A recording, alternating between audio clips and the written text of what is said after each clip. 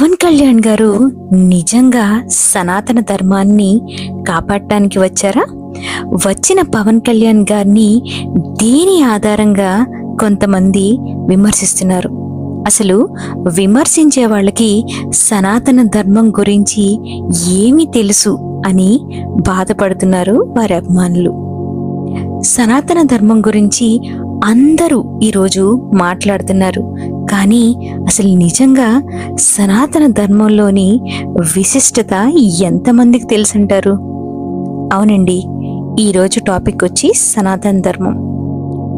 సనాతన ధర్మం యొక్క విశిష్టత మనతో పాటు మన ఫ్యూచర్ జనరేషన్స్కి తెలియాల్సిన సమయం అయితే వచ్చేసింది. సో ఇంకా ఆలస్యం చేయకుండా ఈ వీడియో లోపలికి వెళ్ళిపోదాం.